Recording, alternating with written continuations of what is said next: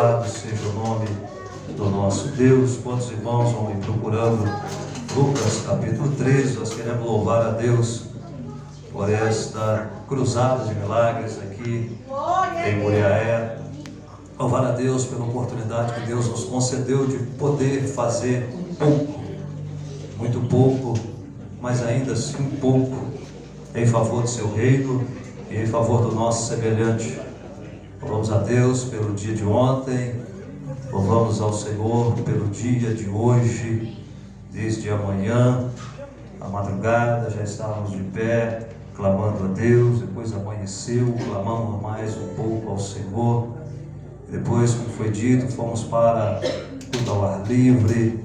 Somente no culto ao ar livre nós distribuímos aproximadamente os 250 folhetos evangelísticos. Depois do almoço, a gente evangelizou novamente algumas ruas aos arredores desta igreja, e mais uma vez foram uns 250 folhetos distribuídos. Oramos, então nós somos gratos a Deus por Ele nos ter dado essa oportunidade de fazer um pouquinho, muito pouco, pelo reino de Deus em favor do nosso semelhante. Agradecer a Deus pela confiança que o nosso pastor e a equipe de obreiro dessa congregação da Igreja Aliança com Deus de Muriaé depositou na pessoa do irmão Edson para ministrar a palavra na noite deste sábado. Louvar a Deus também pela recepção dos irmãos aqui de Muriaé. E se a gente for acompanhar os irmãos, a gente fica gordo, né?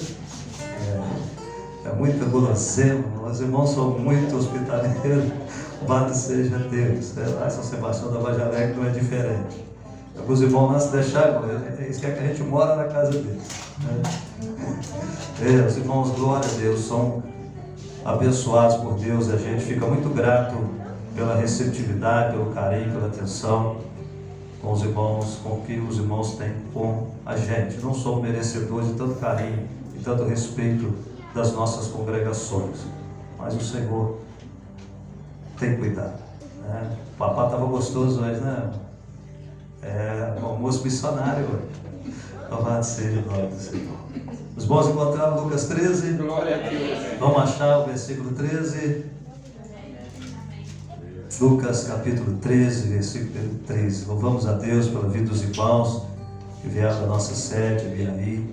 Louvamos a Deus pela vida dos irmãos que vieram também da nossa congregação São Sebastião da Vargem Alegre, Mocidade, uma parte do círculo de oração, uma parte do Ministério do Louvor Aliança com Deus, lá da congregação de São Sebastião da Vargem Alegre.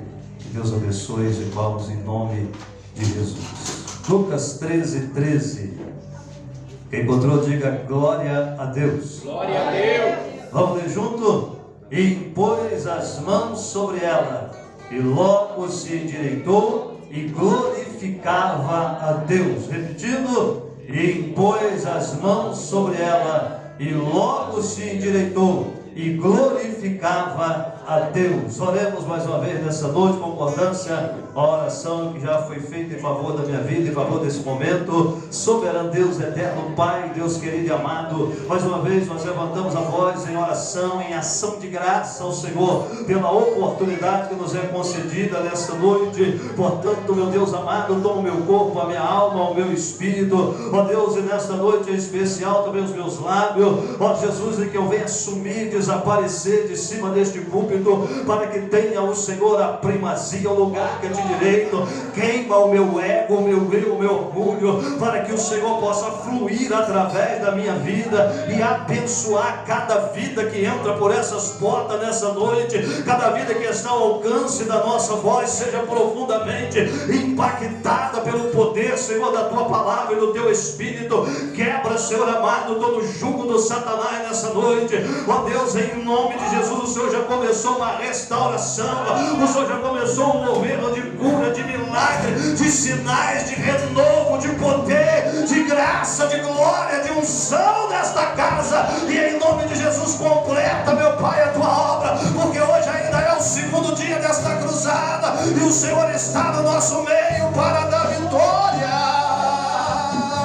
Oh meu Deus, em nome de Jesus, o Senhor vai operando, em nome de Jesus, ó Pai, vai operando, em nome de Jesus, o Senhor vai renovando o crente aqui nessa noite, curando o enfermo, libertando o cativo, renovando batizando com o Espírito Santo, despertando, Senhor, o teu povo, a tua igreja, em nome de Jesus. Senhor, toca do alto da cabeça até a planta dos pés, do alto da cabeça à planta dos pés. Senhor, faça com que o teu povo sinta algo diferente nessa noite, não apenas, ó Pai, algo emotivo, emocional, pelo barulho das cordas do violão, da bateria, do instrumento musical, não pelo barulho de uma voz de taquara rachada, de um careca gritador, mas pelo poder do teu Espírito. Toca nele nessa noite, toca nela, toca Jesus, toca, em nome de Jesus. Salva e transforma.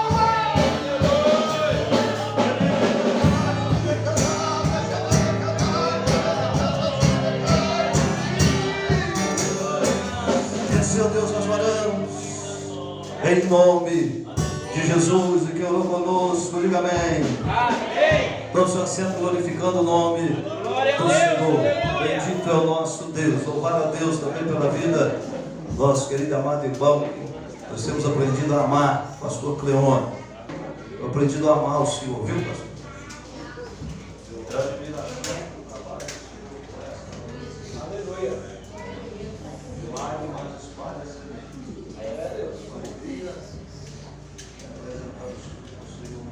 Aleluia. Aleluia. Aleluia. Vamos para a palavra de Deus. Alguns já me ouviram pregar a respeito deste assunto que nós vamos tratar aqui nessa noite, outros não. A verdade é que a mensagem dessa noite foi introduzida ontem, quando o presbítero Vitor, ele deu aqui uma saudação, no momento que ele estava dirigindo o culto, ele leu aqui alguns versículos, ele disse algo que eu glorifiquei a Deus e fiquei mais tranquilo para a ministração da palavra de Deus ao nosso coração nesta noite. O tema desta simples mensagem, que pode ser que a gente fique aqui mais 10 minutos ou talvez mais 2 horas, eu não sei, o Senhor sabe. O tema é o seguinte: a unção quebra o jugo e faz a diferença. Lucas, o grego, o médico e historiador, que veio de uma cultura pagã, de um sistema do paganismo, de uma adoração a vários deuses, ele se converte ao Evangelho de Jesus Cristo, e quem sabe não foi pela pregação do grande apóstolo Paulo, de quem nós temos respeito, admiração e com quem nós aprendemos todas as vezes que nós lemos Atos dos Apóstolos e lemos as suas cartas. Louvado seja o nome do Senhor. E este homem se converte ao Evangelho, e após se converter ao Evangelho, abandonar o seu sistema pagão, o seu sistema pecaminoso, o seu sistema religioso, o seu sistema filosófico, porque o grego ele era muito dado à filosofia. Esse homem, inspirado pelo Espírito Santo, ele escreve 2 tratados. O primeiro tratado leva ao seu nome. O Evangelho, que não é de Lucas, mas é de Jesus Cristo, segundo escreveu Lucas. E ele escreve o segundo tratado, que nós conhecemos como Atos dos Apóstolos, ou o livro de Atos da nossa Bíblia Sagrada. Esse homem divinamente inspirado, ele conta as coisas que Jesus começou a fazer e ensinar. Quando ele escreve o livro que leva ao seu nome, este livro que nós estamos com ele aberto aqui nesta noite, o livro de Lucas, aqui ele conta as coisas que Jesus começou a fazer e a ensinar. E logo nos primeiros versículos do segundo tratado, ele diz isso, que ele havia escrito primeiramente a Teófilo para contar a ele as coisas que Jesus havia começado a ensinar, as coisas que Jesus havia começado a fazer. E em Atos ele conta agora o que Jesus continuou e continua a fazer. E alguém pode pensar assim: irmão, como é que Jesus continuou e continua a fazer? Como é que Jesus continuou e continua a ensinar? Se em Atos dos Apóstolos ele já não está mais na terra, ele está no céu, glorificado à destra do Deus Pai Todo-Poderoso. Atos dos Apóstolos, Lucas conta, Lucas narra aquilo que Jesus Jesus continuou fazendo, aquilo que Jesus continuou ensinando, não agora ele mais encarne na terra, mas na pessoa bendita do Espírito Santo, através da tua igreja, a noiva, ele continua fazendo hoje, ele continua ensinando hoje, a história da igreja ainda continua sendo contada, a história da igreja ainda está sendo contada, aquilo que Jesus começou a fazer e ensinar, continua sendo contado, Jesus ainda continua ensinando, Jesus ainda continua fazendo, e agora ele continua ensinando, agora ele continua fazendo, através da minha vida, através da sua vida. Só quem está à disposição dele nessa noite, só quem está a serviço dele nessa noite, levanta a mão só para eu saber, quem está a serviço do Rei dos Reis, do Senhor dos Senhores, aquele que começou a fazer e ensinar, mas ele continua fazendo e ensinando, glorifica o nome dele. Aleluia. Glória seja dada ao nome do Senhor.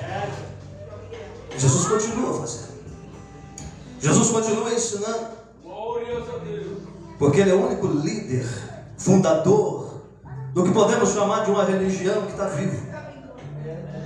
Todos os fundadores de todos os sistemas religiosos estão mortos, mas o cidadão, o homem, Jesus, o Filho de Deus, o que se fez carne, ele está vivo. Por isso o cristianismo é vivo, a igreja é viva, as portas do inferno não prevalecem contra a igreja do Deus vivo. A igreja continua ensinando, a igreja continua fazendo, Jesus continua operando sinais, prodígios e maravilha. Louvado seja o nome do Senhor. A história não acabou, o livro de Atos ainda não foi fechado. Jesus está aqui nessa noite. Aleluia. Lucas, o evangelista, o médico, o historiador, ele procura neste livro que leva o seu nome, o primeiro tratado, a apresentar Jesus como o homem perfeito, como o homem sem pecado, como o homem, o ser humano digno de ser seguido, de ser imitado em todas as suas palavras, e em todas as suas atitudes, e em todo o seu modo de viver. Jesus é o homem perfeito, o mestre e exemplo por excelência. E Lucas então se preocupa em apresentar Jesus, enquanto Mateus apresenta Jesus como Messias aguardado e esperado, Marcos apresenta Jesus como servo sofredor, João apresenta Jesus como Filho de Deus, o verbo que se fez carne e habitou entre nós. Lucas mostra Jesus como o homem perfeito, sem pecado, sem mancha, o homem que em tudo foi tentado, mas em nada ele pecou, para dar exemplo para a sua igreja, e para que o seu sacrifício fosse perfeito, para que o seu sacrifício fosse suficiente para salvar todo aquele que nele crê. Aleluia. E Lucas então vai relatar a história desde o momento em que Gabriel, o enviado, o mensageiro, ele traz a notícia do seu nascimento. Ele traz a notícia da concepção virginal, sobrenatural de Maria. Lucas é o único que apresenta um relato da infância de Jesus. Lucas, ele apresenta o Jesus homem crescendo, apresenta o Jesus homem indo lá nas margens do Jordão para encontrar com João o Batista, para ser batizado. E naquele dia Pai, Filho e Espírito Santo se encontram num ato sobrenatural, porque quando ele acaba de ser batizado por João Batista, ele ergue os olhos ao céu, ele ora a Deus, o céu se abre, uma voz irrompe das alturas e diz: eis aí o meu Filho amado, em quem a minha alma tem prazer. E o Espírito Santo agora vem sobre ele, guarda isso, o Espírito Santo agora vem sobre ele de uma forma corpórea de uma pomba, e em seguida Jesus é levado por este mesmo Espírito ao deserto para ser tentado pelo diabo, onde ele jejua 40 dias e 40 noites em oração e jejum e consagração da sua vida ao Deus Todo-Poderoso. E Lucas continua contando a história, Lucas continua relatando que Jesus, ele vai operar sinais, ele vai operar maravilhas, ele vai para a cruz, ele vai para o túmulo, e ao terceiro dia ele sai vivo do túmulo. Alguém foi procurar Jesus, e alguém como mensageiro estava lá na porta e disse: ele não está mais aqui. Você está procurando um morto, Mas o morto não está morto, o morto está entre os vivos. Louvado seja o nome do Senhor. Lucas então relata sobre a sua ascensão, relata sobre as suas últimas aparições durante 40 dias, desde a ressurreição até o dia que ele foi para o céu. As suas instruções, disse aos discípulos: olha, ficar em Jerusalém, até que do alto sejam revestidos de poder. Lucas conta tudo isso no seu evangelho. Louvado seja o nome do Senhor. Agora, algo que nos chama a atenção e que me chama a atenção neste evangelho segundo escreveu Lucas. Talvez alguns aqui já tenham percebido isso, talvez outros não. Talvez você já leu este evangelho 4, 5, 10, 20 vezes, 30 vezes. Eu não sei quantas vezes você leu a Bíblia inteira.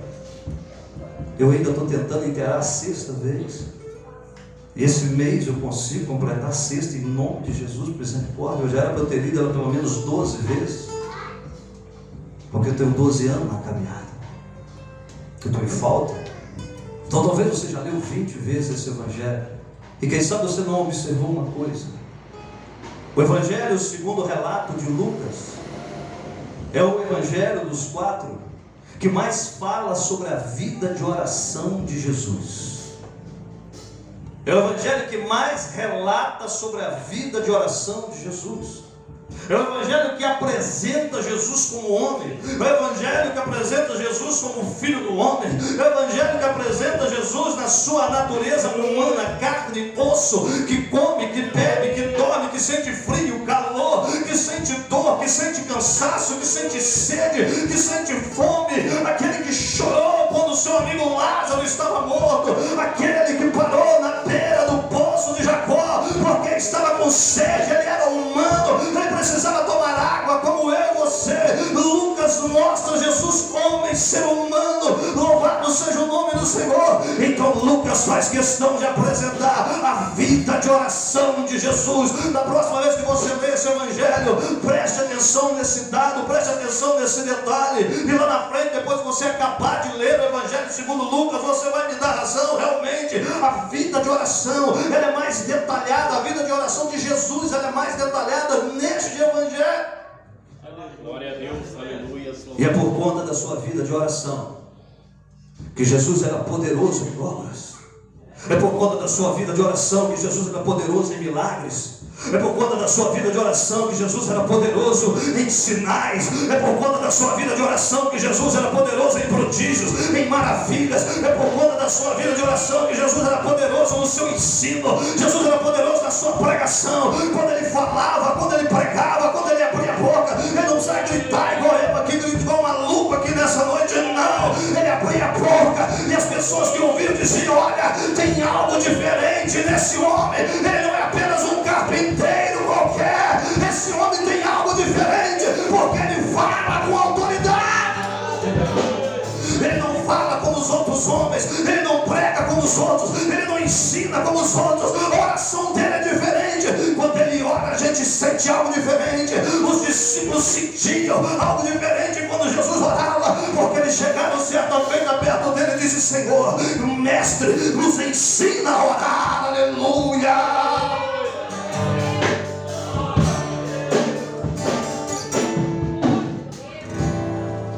Quando ele orava, o céu se abria, Deus se manifestava. É por isso que Jesus foi tão poderoso em tudo que ele fez.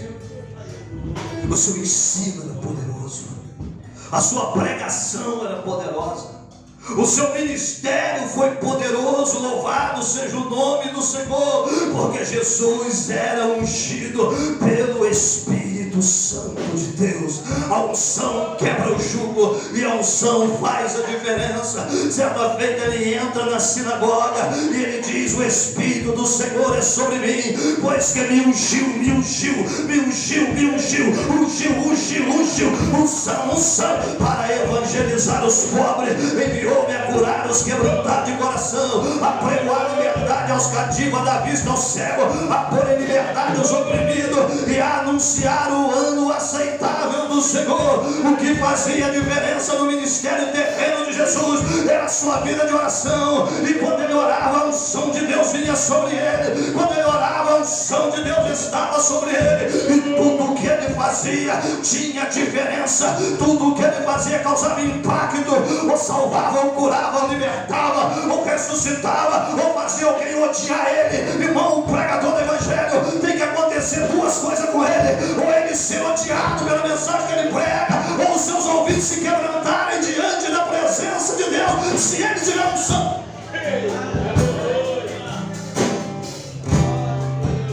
Houve um pregador do passado que disse: Senhor, dá-lhe 100 homens que não temem a morte, e nós vamos sacudir o mundo.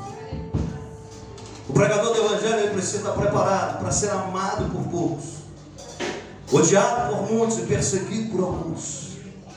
E ele só vai sobreviver a isso tudo se ele tiver o que Jesus tinha. Ele só consegue sobreviver a isso tudo se ele tiver o que Jesus tinha: vida de oração, unção. O que é unção?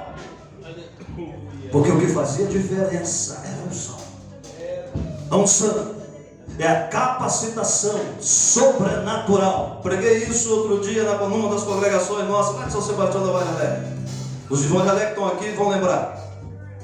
Unção é a capacitação sobrenatural dada por Deus a uma pessoa ou a um grupo de pessoas, para que Deus opere sobrenaturalmente através dessa pessoa ou através desse grupo de pessoas. A unção de Deus não se caracteriza por grito, por pulo, por expressões de emoção.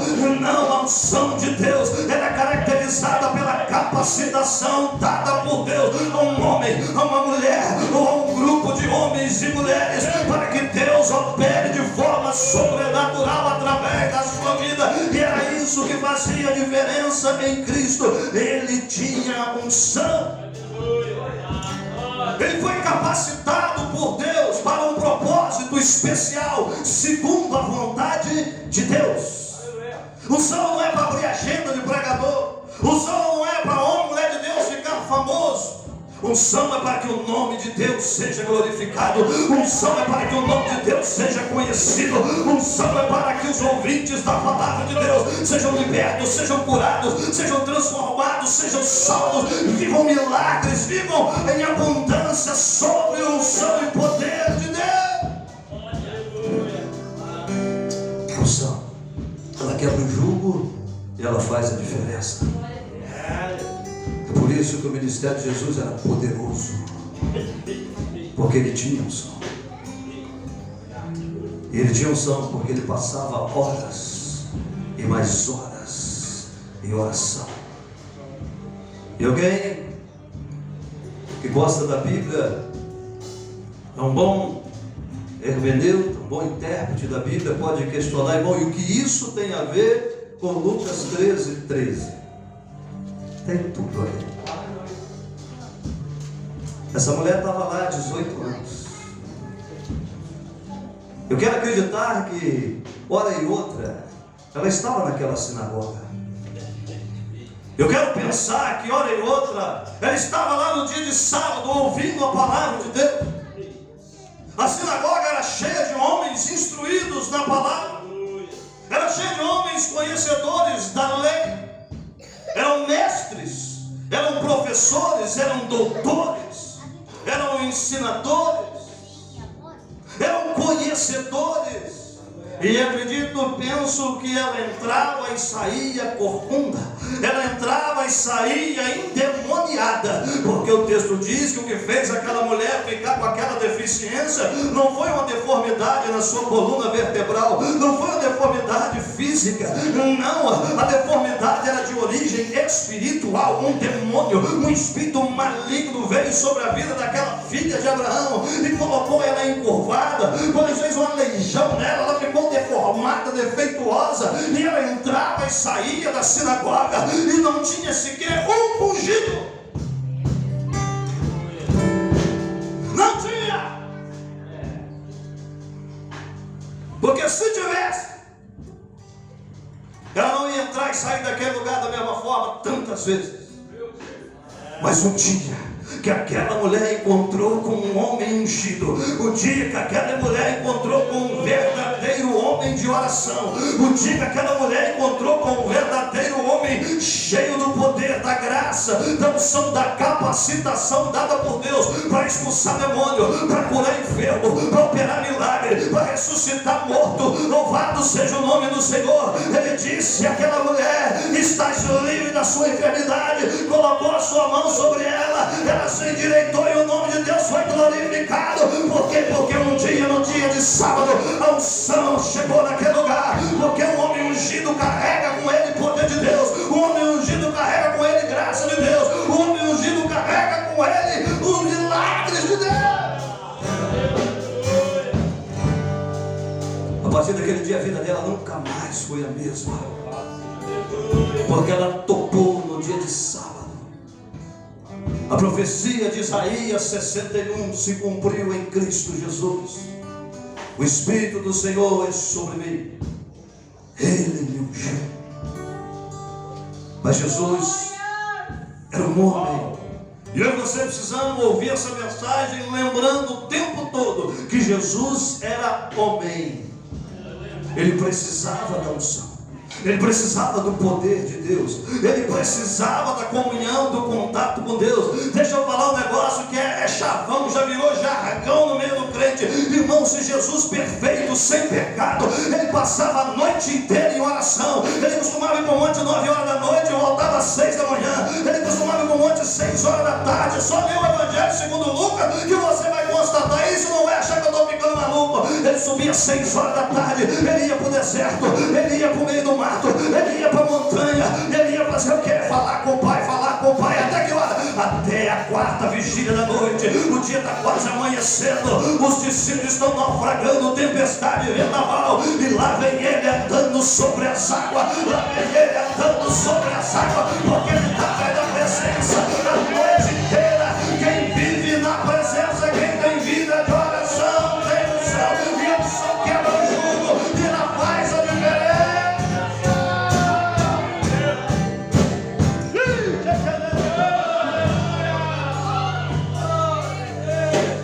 Noite inteiras, noites e mais noites, madrugadas e mais madrugadas em oração.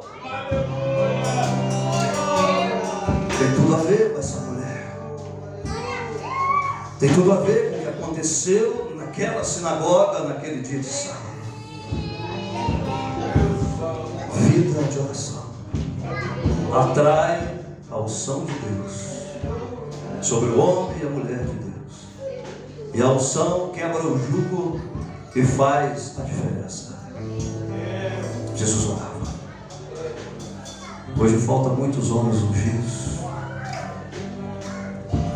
E aí quem ouviu a mensagem numa quinta-feira, lembra agora para frente. Hoje está faltando muitos homens e mulheres com unção. Por quê? Por quê? Não é diferente dos dias de Jesus. Não é diferente dos dias dos apóstolos. Está faltando. Está faltando.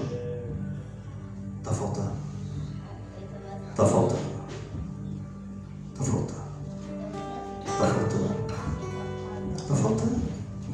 Não está faltando unção. Está faltando homens e mulheres ungidos. Porque a unção ela está disponível para quem quiser pagar o preço para buscar. Não está faltando unção. Está faltando homem e mulher ungido. Por que está faltando homem e mulher ungido? Porque adquirir unção custa caro. E nós não queremos pagar um preço.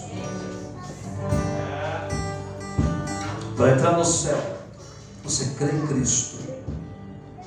Você procura viver segundo os seus ensinamentos. Procura andar segundo a Bíblia ensina. E você tem o seu lugar reservado no céu. Jesus pagou o preço pela sua salvação. Ele pagou o preço de cruz pela sua alma, pelo resgate da sua alma. Amém. Esse é o bem mais precioso que um ser humano pode receber, porque todos nós somos pecadores. Precisamos sentir a nossa miséria, precisamos reconhecer a nossa imundícia, a nossa impureza e correr a passos largos pecados para Cristo, o Senhor e o Salvador, o perdoador, porque Deus amou o mundo de tal maneira que Ele deu seu Filho unigênito para que todo aquele que nele crê não pereça, mas tenha vida eterna. Perdoados estão os teus pecados. Quando você vem para Cristo, o reconhece como seu Senhor e Salvador, louvado seja o nosso Deus. Mas se você quer receber poder, se você quer receber unção, se você quer ser um instrumento de Deus poderoso nessa terra, eu e você precisamos da unção, e para receber unção precisa pagar um alto preço. Irmão, você quer dizer com isso que eu tenho que sair correndo e não querer mais a unção? Não.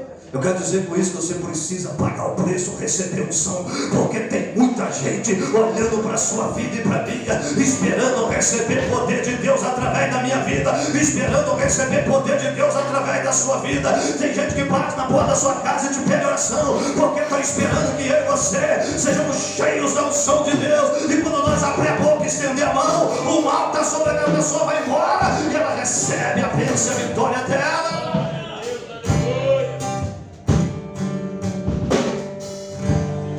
Disse um negócio muito interessante aqui nessa noite. A população carcerária ela só aumenta, e igualmente aumenta o número de igrejas ditas protestantes. Igualmente aumenta o número de pessoas que se dizem crentes em Jesus Cristo. Tem um negócio errado. Está faltando unção na vida do povo de Deus. Está faltando unção na minha vida. Está faltando unção na vida de muitos de nós. Porque se o mesmo poder que estava sobre Jesus estiver sobre a nossa vida como igreja, a população carcerária vai diminuir. Leitos dos hospitais vão se esvaziar. Número de divórcios vão diminuir. Violência doméstica vai acabar. Porque o crente, ele vai estar ungido, capacitado de forma sobrenatural pelo Espírito Santo através de uma vida de oração. Ele vai entrar numa casa onde o lar está destruído pela violência, pelo vício, onde o lar está destruído pelas obras de macumba, de bruxaria, de magia negra, e esse ungido entra lá dentro, e esse mal tem que cair por terra. Mas isso só vai acontecer se eu e você, que somos crentes em Jesus Cristo, nós imitarmos o exemplo de oração de Cristo, nós imitarmos o seu exemplo de vida, de oração. Nós até desejamos. Eu fiz essa pergunta lá, eu faço ela aqui, e agora eu já estraguei o negócio. Mas seja sincero, me responde com sinceridade, não fica com vergonha não. Eu já estraguei o negócio, mas seja sincero. Depois desse monte de grito todo aqui, ainda tem muito mais grito por aí, quem aqui tem vontade sincera no coração de colocar a mão sobre um doente e Jesus curar ele? Levanta a mão, só para você. Quem aqui tem o desejo no coração de chegar perto de um traficante, de um assassino, de um alcoólatra, de um viciado, e pregar o evangelho para essa pessoa, e essa pessoa, mediante as suas palavras, se converter a Cristo? Quem tem vontade que isso aconteça? Deus esperando, aleluia, glória a Deus. Pois é. Eu sei que você está sendo sincero. Eu também sou sincero quando peço essas coisas ao Senhor. Mas acontece um grande problema. A gente até deseja esse poder. A gente até deseja essas ferramentas, esses dons espirituais. E então a gente começa a buscar, mas não há esforço suficiente da nossa parte para que Deus derrame sobre nós este poder. Nós sonhamos com as mãos manifestações do poder de Deus através das nossas vidas, nós começamos a buscar esse poder. O Senhor começa a dar, o Senhor começa a te dar uma revelação na madrugada, o Senhor te usa num culto para entregar algo da parte dele em profecia para alguém, o Senhor usa suas mãos para curar alguém, você é usado por Deus para expulsar o espírito maligno de alguém, você começa a pregar e pessoas começam a se converter a Cristo. Mas aí vem um problema. Você começa a buscar a unção, buscar o poder de Deus, intensificar a sua vida de oração. Você sonha com a manifestação do poder de Deus, mas então você começa a recuar, porque começa a sentir pesado demais o preço, começa a sentir alto demais o preço para adquirir unção. Falta disposição para pagar o preço, nos falta disposição para pagar o preço de oração, para receber poder, para receber unção. Quando Deus começa a usar, irmão,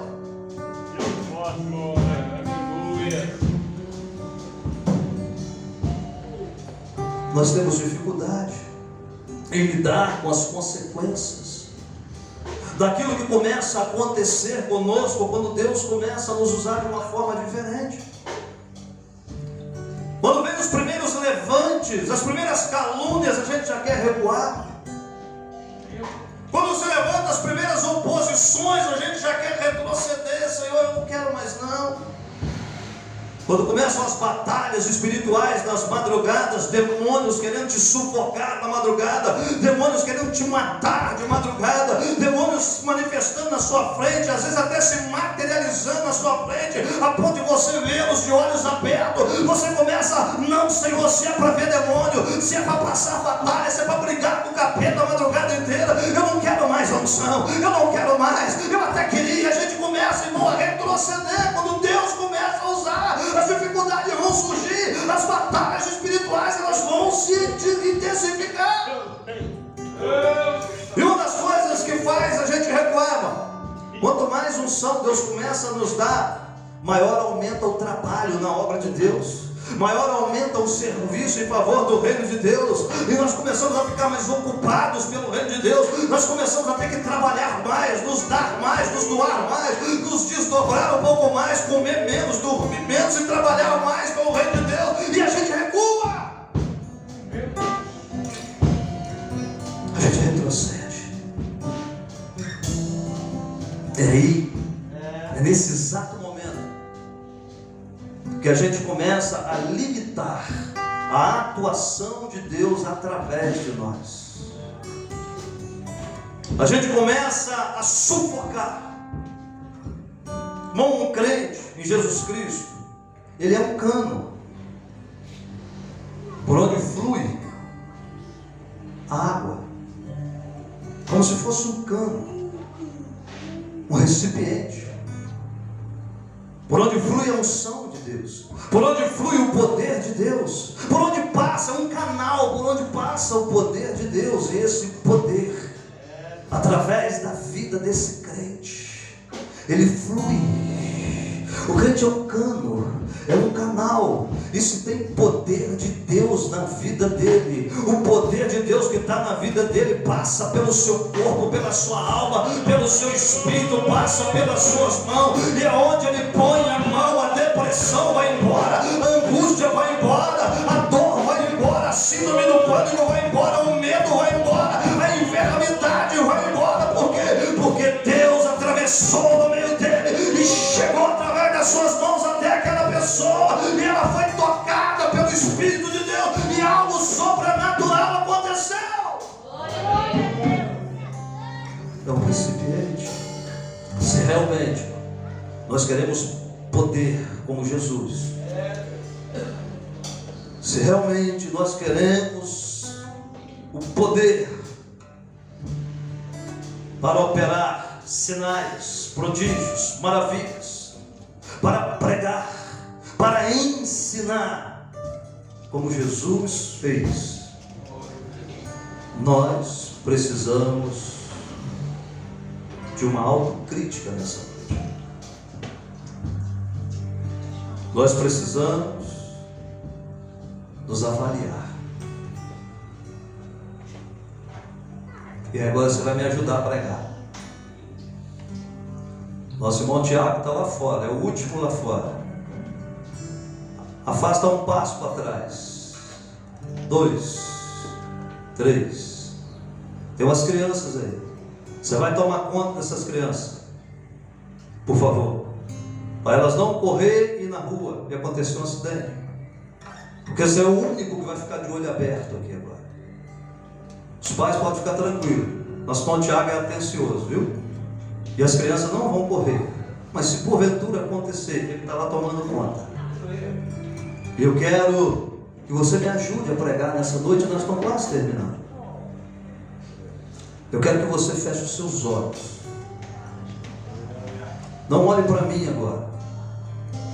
Eu gosto, quando eu estou ministrando, as pessoas fixem o olho em mim, para que fique mais fácil você ver e ouvir, e entender melhor o que eu estou tentando falar. E agora o que você vai fazer é me ajudar. Você vai fechar os seus olhos.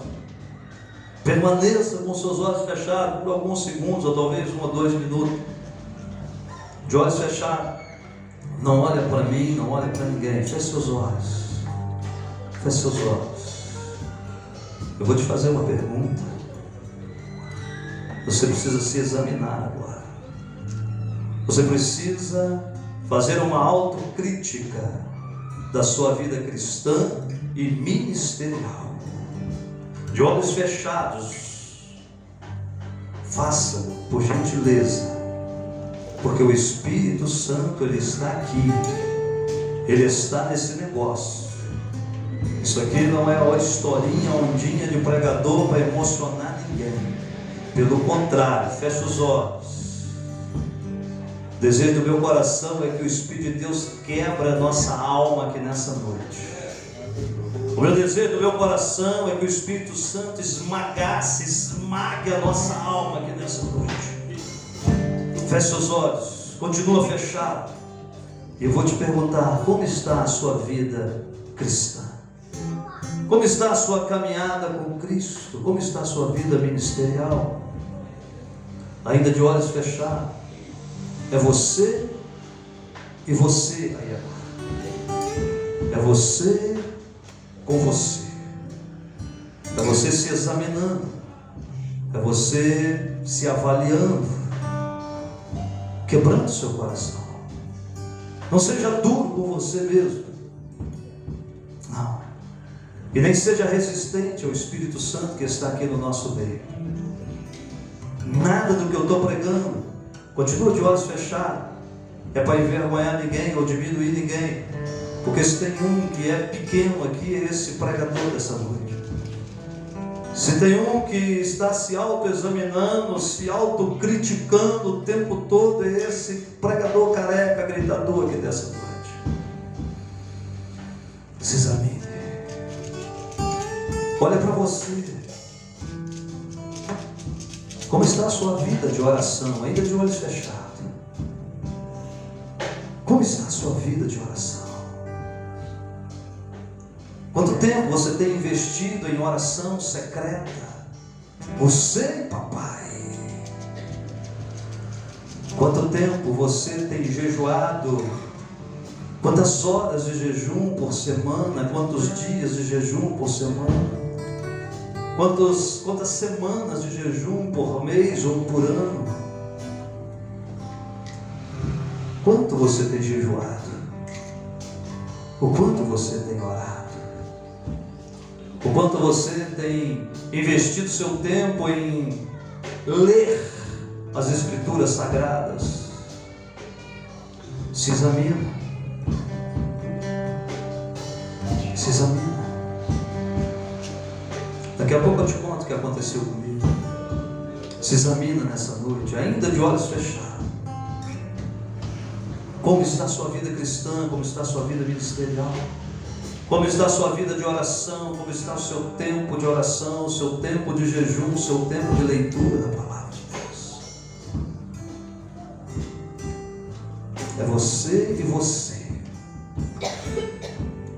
É você e você. Como eu fiquei cara a cara comigo. Porque antes de eu subir aqui para pregar essa mensagem, antes de ter pregado isso outro dia, Ela foi pregada para mim primeiro. Sente o Espírito Santo te incomodando agora nessa noite. Sente o Espírito Santo te tocando. Sente o Espírito de Deus entrando lá no profundo da sua alma e dizendo: você poderia ter dado mais para mim. Você poderia ter se entregado mais para mim. Você poderia ter se quebrantado um pouco mais diante da minha presença. Sente o Espírito Santo entrando. Sente Ele invadindo a sua alma. Sente Ele te tocando. Aleluia. Aleluia. E se chorar, chora nos pés do Senhor. Chora na presença dele essa noite.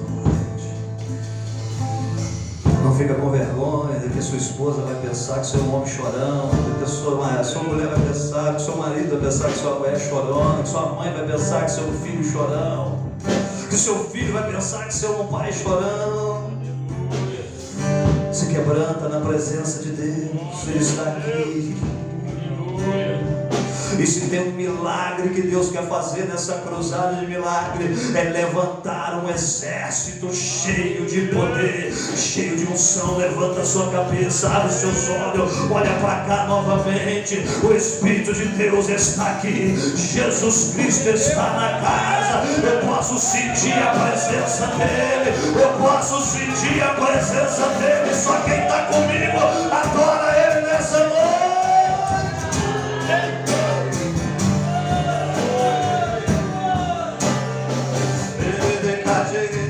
Ele decanta, sube decantará, ele decai, sube decanta, sube decantará, sube decantará. Sente ele queimando o seu coração, sente ele quebrando a sua resistência, sente ele agora ferindo o seu ego, sente ele agora entrando com uma espada lá dentro da sua alma, sente ele ferindo o seu ego nessa noite, sente ele quebrando a sua alma, sente ele esmiuçando a sua alma nessa noite, porque para isso que ele reuniu eu e você nessa casa de oração, para fazer algo diferente. Daqui a pouco vai ter cura, vai ter libertação, vai ter salvação de alma, mas agora é hora de quebrantamento de coração, é hora de entrega, é hora de abrir a alma nessa noite, de rasgar a alma na presença dele, porque ele está aqui. Paz do céu, Senhor. Deixa o teu Espírito fluir nesta casa e faz algo novo na minha vida. Olha para mim. Um dia desse, não muito longe desses dias, agora já deve ter uns 60 para 70 dias, eu sentado na mesa. Eu lembro se eu tinha acabado de tomar um café junto com a minha esposa, ou se tinha acabado de almoçar. Eu vi um pequeno testemunho de um missionário onde é proibido pregar o Evangelho. E eu comecei a olhar para a minha vida. E eu perguntei para mim mesmo. Eu fiz a autocrítica que eu te pedi para fazer aqui nessa noite. Eu fiz a autoavaliação que eu te pedi para fazer aqui nessa noite. E eu perguntei para Deus. E não consegui ficar em silêncio. A lágrima começou a derramar, a rolar no meu rosto. O que não é coisa muito difícil, porque eu sou chorão mesmo. Mas não teve jeito de segurar o choro. Eu não gosto de ficar chorando na frente da minha esposa. Mas ela já está até acostumada. Mas aquele choro foi intenso. Aquele choro foi doído. Porque eu olhei para a minha vida como servo de Deus. E eu não consegui perguntar apenas na minha mente para Deus. Eu acabei deixando escapar, escapulir da minha boca as palavras. Eu perguntei para Deus: Senhor, o que eu estou fazendo em cima dessa terra como servo do Senhor? Eu perguntei para Deus, e a minha esposa é testemunha porque ela escutou: Senhor, para que eu estou prestando como servo do Senhor aqui nessa terra? Para que eu estou servindo? Eu comecei a ficar com vergonha de dizer que sou um crente em Jesus Cristo. Eu comecei a ficar com vergonha de dizer que eu sou um ministro do Evangelho por misericórdia e bondade de Deus. E eu preciso, todos os dias, e precisei naquele dia, tomar uma atitude. Eu não posso viver alguns anos nessa terra, caminhando na presença de Deus, e não servir ao propósito de Deus. Eu me envergonhei de ser chamado de pastor, de crente, de cristão, de protestante, de servo de Jesus Cristo. Eu fiquei com vergonha. Eu me achei indigno. Porque tudo, absolutamente tudo que eu fizer em favor do reino de Deus, ainda vai ser muito pouco ou quase nada. Eu olhei para a minha vida e falei: Senhor, o que eu estou fazendo? Para que eu estou prestando nessa terra? Irmão, deixa eu te falar um negócio. Nós precisamos buscar a unção de Deus. Todo crente em Jesus Cristo, ele precisa buscar a unção de Deus. E ela só vai vir na nossa vida com uma quantidade ou uma proporção